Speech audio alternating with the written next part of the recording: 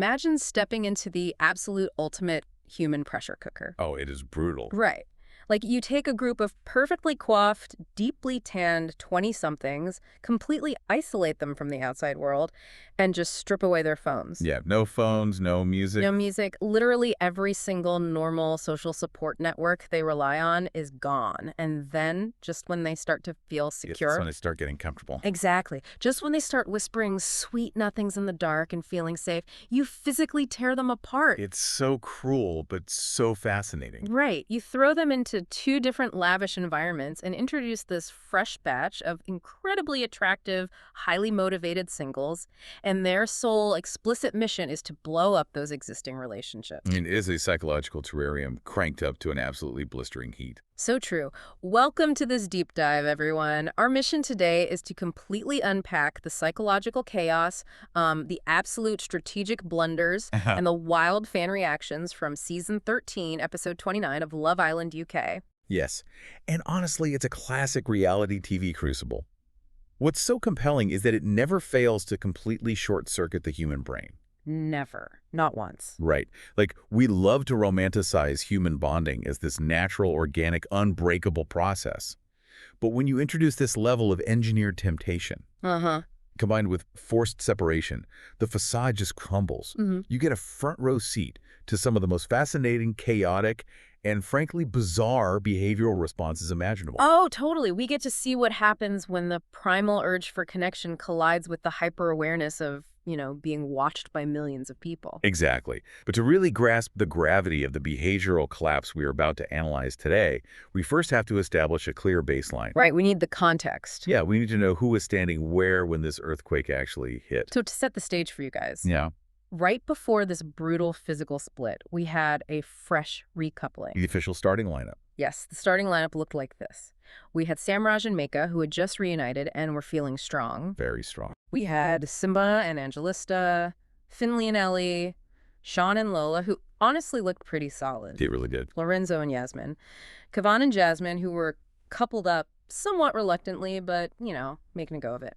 And finally, Aiden and Priya, who ended up together basically because Aiden had the last pick. The literal last pieces on the board. Right.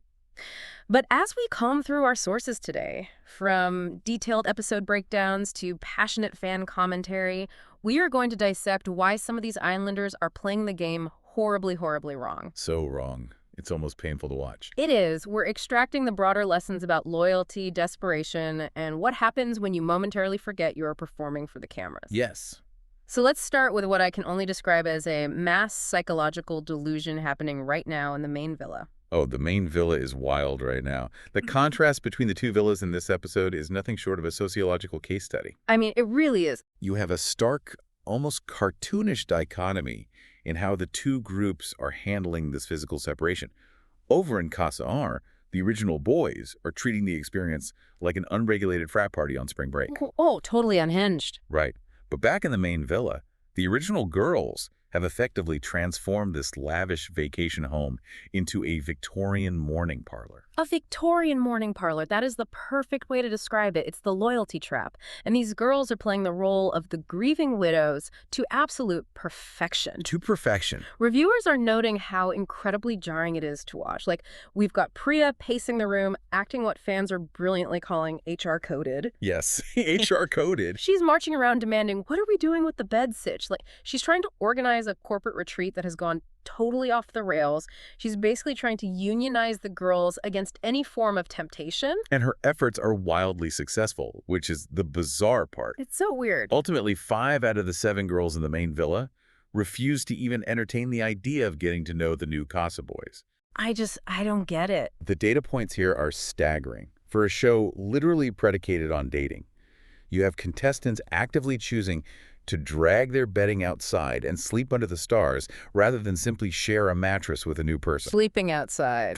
On reality TV. Exactly.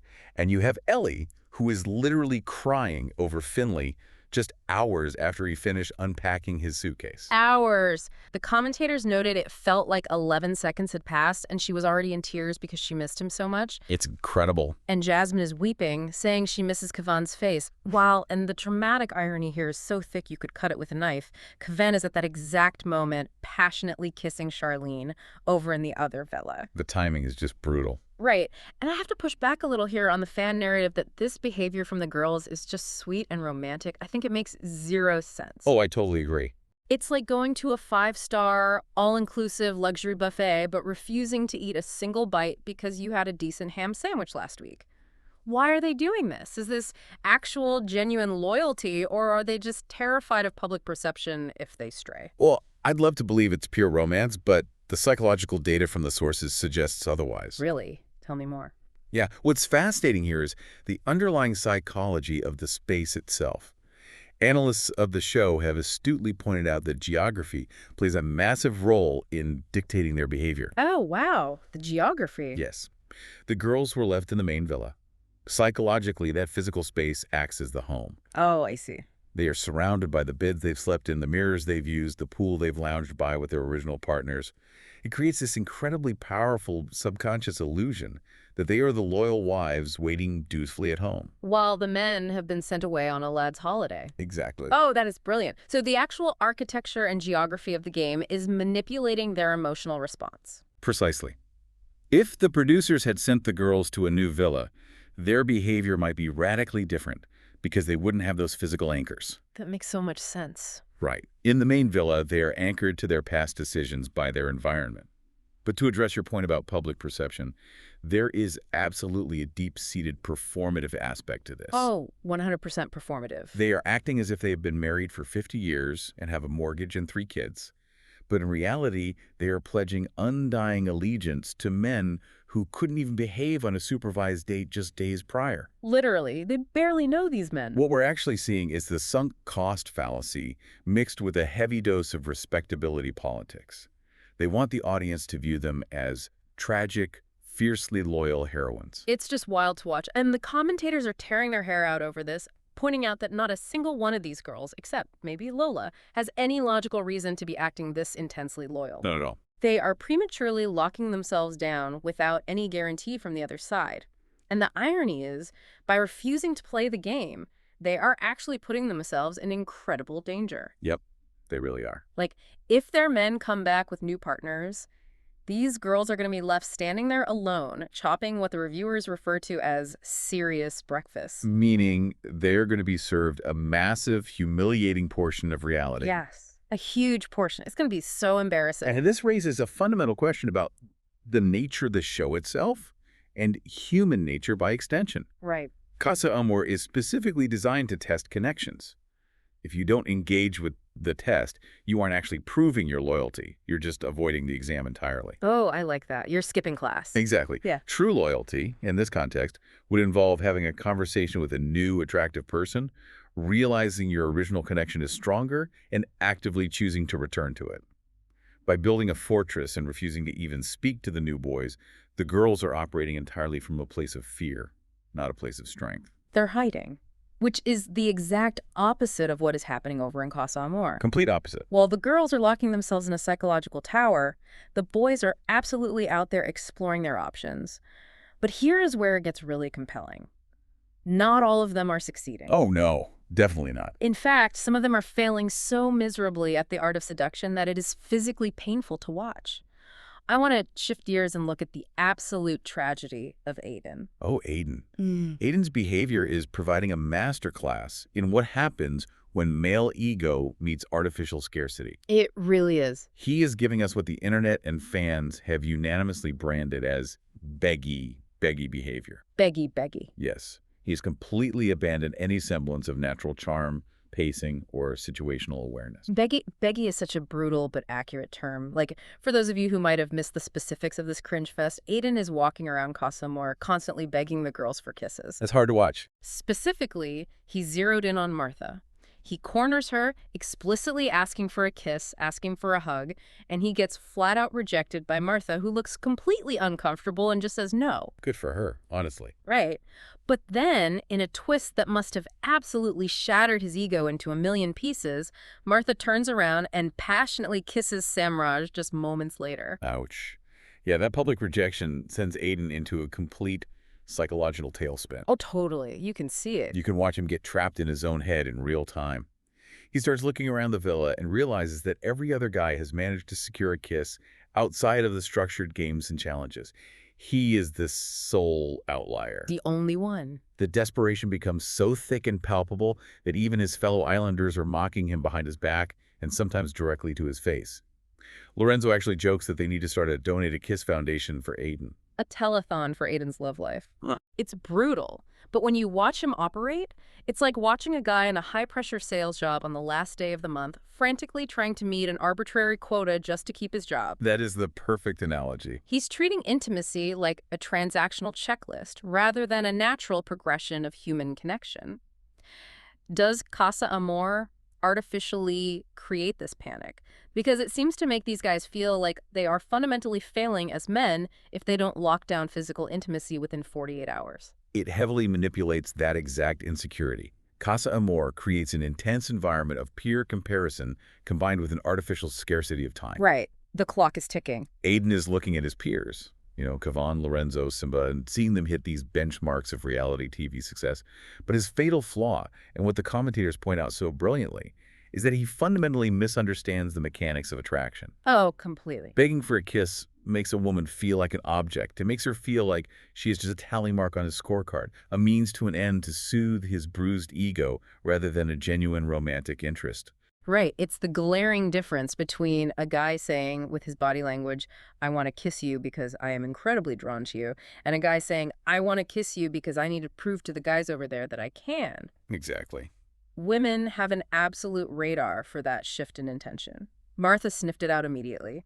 And what makes it even funnier and honestly more delusional is that Aiden previously claimed on national television that he taught Kavan everything he knows about kissing. The lack of self-awareness is staggering. He projects this image of a seasoned player, a mentor of romance to the younger guys, yet when placed in an environment where he actually has to generate a connection from scratch. Without the safety net of the main villa. Exactly. Without that safety net, he resorts to playground pleading. He fails to realize that game, or charisma, isn't about asking for what you want repeatedly until you wear someone down. It's about creating an environment where the other person inherently wants to give it to you. Exactly. You have to build the vibe. Right.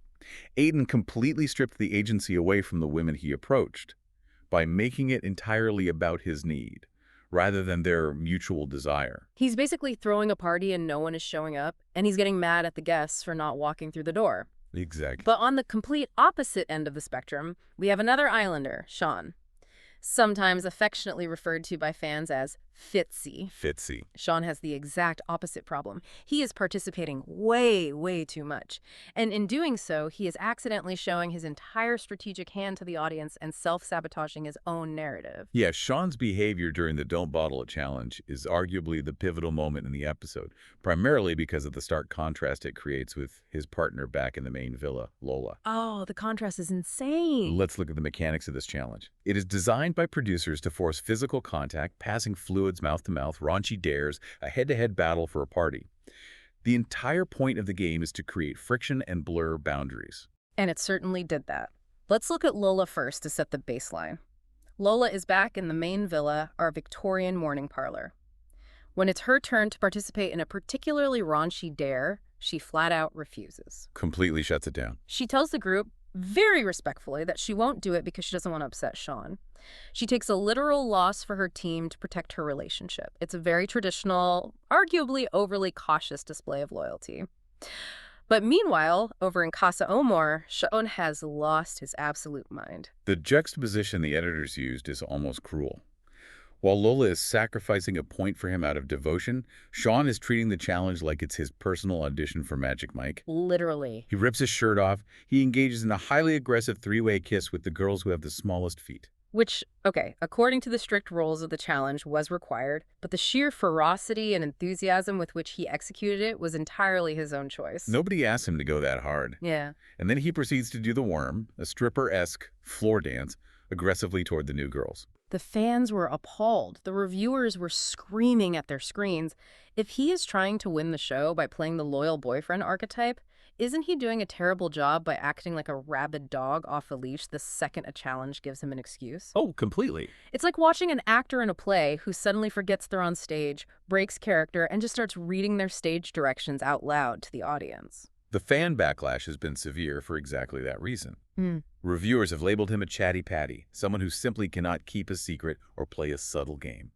But the truly damning moment, the moment his mask completely slipped, was a seemingly throwaway comment he made later in the evening. Oh, God, the comment. After witnessing a romantic kiss between two other islanders, Sean literally looks at them and says, "It looks like a picture for the postcard." The postcard? Oh my gosh, for anyone unfamiliar, the postcard is a historic Love Island trope.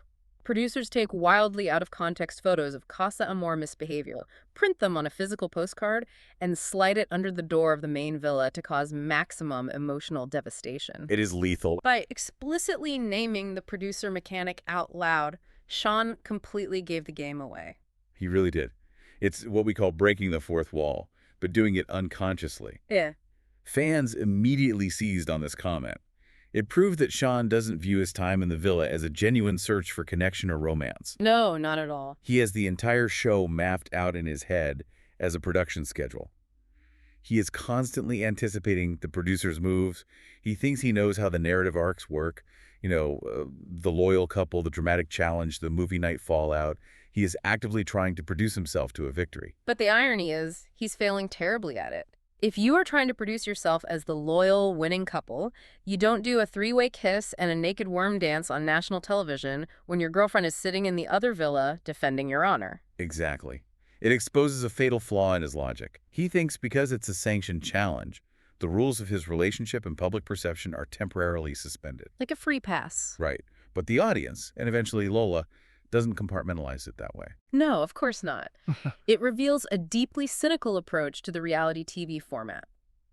He believes he can perform the mechanics of a reality TV star without actually embodying the authenticity required to win over the public. He is playing a game of chess, but he's forgetting that the audience is watching his face while he calculates every single move. We don't like to see the strings being pulled. Never. And frankly, his inability to keep his strategic thoughts to himself isn't just ruining his own game. His big mouth actively detonates the most chaotic love triangle of the episode. Let's dive right into that fallout.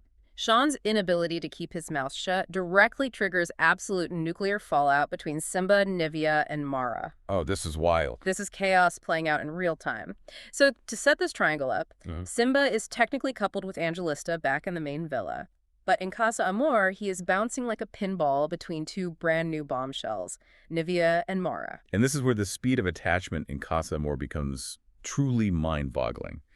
Nevaeh decides to lay down the law incredibly early. So early. She initiates a conversation with Simba, where she explicitly tells him that the behavior he normalized in the main villa with Angelista. Meaning letting his eyes wander, getting off easy for mistakes, essentially coasting. Right. She says that behavior is not going to be tolerated by her. She attempts to establish strict, rigid boundaries on day one. Which is absolutely hilarious to watch. Why do these islanders expect exclusive, ironclad loyalty 2 hours after meeting someone? It's absurd. Nevaeh trying to strictly discipline Simba on the very first night is like trying to put a leash on a stray cat you just met in a dark alleyway. You cannot domesticate a feral reality TV star in 120 minutes. Isn't the whole point of Casa Amor to explore multiple connections? It is entirely the point. But Nevaeh is attempting to claim territory in a highly unstable, highly competitive environment. She thinks setting boundaries will secure her position. Well, that backfired. And this is where Sean, our resident chatty patty, enters the fray and ruins her strategy. Sean goes to Simba and tells him, essentially, hey, Nevaeh keeps bringing up Angelista. He snitches on the private conversation. It's such a chaotic, messy move by Sean, but it works perfectly to stir the pot. Simba is now armed with this information. So Simba goes to confront Nevaeh about why she's gossiping about his ex. Right. But in true Love Island fashion, right around the time he's having this tense confrontation with Nevaeh, Simba is also seen passionately kissing the other bombshell, Mara, in the swimming pool. Classic. And Mara is bringing a completely different energy to the table. She is fiery, she is strong-willed, and she is demanding that Simba actually step up. Mara is a fascinating variable in this equation. The commentators noted that Simba is completely out of his depth with her. She literally tells him to act like a man and make his own decisions, pointing out that he constantly defers to his friend Samraj for permission before he makes a move. Yeah, she totally called him out. She calls out his lack of autonomy to his face. But the climax of this triangle happens when Nevaeh, after the confrontation about the Angelista gossip, and after witnessing the Mara kiss, completely breaks down in tears. And the analysis from the sources on these tears is just brilliant. Reviewers argue that Nevaeh wasn't really crying because of the gossip about Angelista, and she certainly wasn't crying over a broken heart because she's known Simba for a matter of hours. Right, it's not a heartbreak. She was crying because she saw her guaranteed ticket into the main villa evaporating right before her eyes when Simba kissed Mara. It's a harsh assessment, but highly probable given the mechanics of the game. In the economy of Casa Amor, a connection with an original boy is pure currency. It's everything. It is the only possible way for a bombshell to stay on the show and extend their 15 minutes of fame. Nevaeh overplayed her hand. By trying to discipline Simba and repeatedly bringing up his past relationship, she made the interaction stressful rather than fun. Simba, who is clearly looking for a carefree, consequence-free experience, naturally gravitated toward Mara, who was offering passion without the immediate disciplinary lectures. Yeah, men tend to take the path of least resistance. Exactly. Nevaeh's tears were the sudden, crushing realization of a failed strategy. She saw her spot on the show slipping away. She realized the stray cat slipped the leash and went to the neighbor's house for milk, and she has no backup plan. It's incredible television. It really is. But amidst all this forced drama, the strategic crying, the desperate begging from Aiden and Sean's terrible producing, one couple is accidentally winning the fans over simply by being incredibly, wonderfully awkward. We have to talk about Lorenzo and the new bombshell, Julia. Yes. Their dynamic is a massive breath of fresh air because it fundamentally disrupts the expected, highly rehearsed scripts of reality TV courtship. It totally does. Lorenzo is typically the charming, smooth-talking guy in the villa. He relies heavily on his natural charisma to carry interactions. But with Julia, his usual toolkit is completely useless. It's fascinating to watch his brain short-circuit. His charm is failing spectacularly, and the audience is absolutely here for it. Fans are calling it the most genuine interaction in the entire villa. For sure. Let's look at the specifics. Lorenzo is trying to flirt, he's throwing out his best, most rehearsed lines, and Julia is just giving him these deadpan one-word answers. He says something supposedly smooth, and she just looks at him and goes, okay, oh nice, that's great. She gives him nothing. She is giving him absolutely nothing to work with. And instead of getting frustrated and moving to an easier target, Lorenzo becomes obsessed with her. As the online community so perfectly phrased it, Julia is successfully out-nonchalanting him. Out-nonchalanting. Yes. Yes. And psychologically, this is exactly what a guy like Lorenzo needs to be fully engaged. When someone is used to easy conquest and constant validation, resistance becomes incredibly attractive. Right. It's the chase. Julia is forcing him to actually put in effort, to ask real questions, to try to figure her out. She isn't performing the role of the fawning reality TV contestant. She's acting like a normal person on a slightly awkward first date. It actually mirrors real-world dating, which is so rare on this show. Compare this to another guy in the villa, Carlos. Sources point out that Carlos laid his charm on way too thick with Priya to the point where fans and reviewers were calling him a complete fraud. He was trying way too hard. Carlos looked like he was reading from a script titled Things to Say on Love Island to Sound Deep. But Lorenzo and Julia's awkwardness is authentic. It totally bypasses Lorenzo's reality TV ego. He even breaks the fourth wall at one point, literally pointing out to her how stupid it is to go on Love Island to find a real relationship. That moment of meta-awareness from Lorenzo is crucial to their dynamic by acknowledging the sheer absurdity of their situation. Trying to fall in love while surrounded by cameras and microphones. Exactly.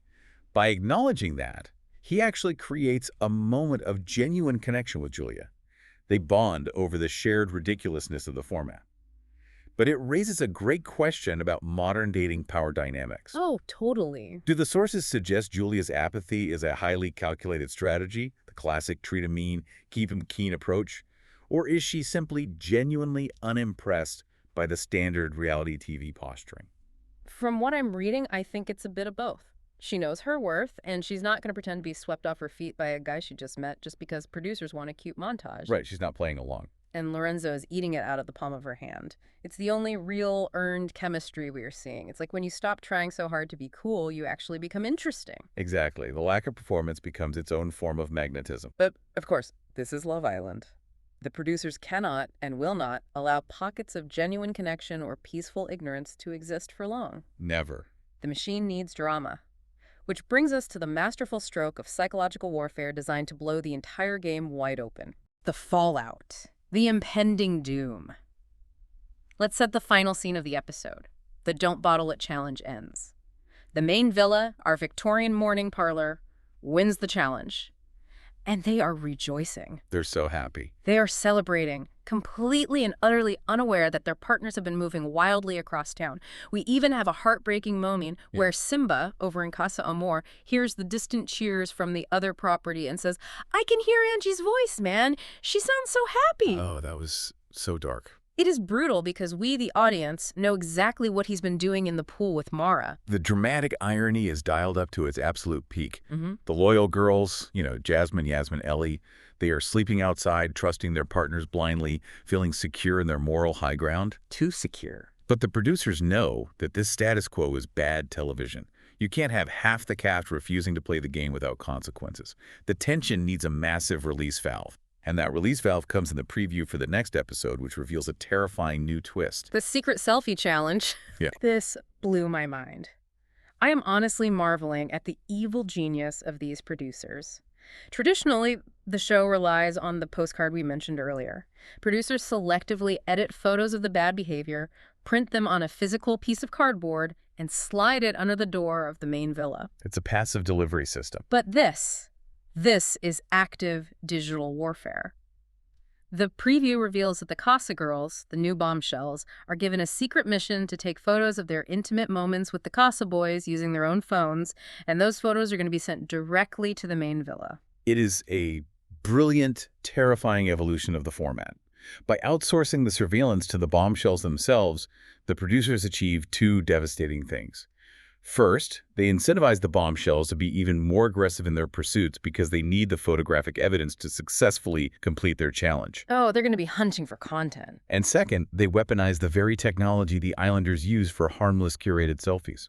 Instead of a highly produced postcard arriving days later, this creates an immediate digital paper trail. If we think about the concept of the panopticon, the idea of a prison where inmates behave because they believe they are constantly being watched from a central tower, the producers just handed the keys to the guard tower to the inmates. The panopticon, that is so incredibly accurate. It's like finding out your partner is cheating on you, not because you heard a vague rumor from a friend of a friend a week later, but because the person they are cheating with just airdropped you the receipts in real time while you're sitting on the couch. The psychological impact of that hitting the main villa is going to be devastating. Devastating. It forcefully wakes up the loyal girls.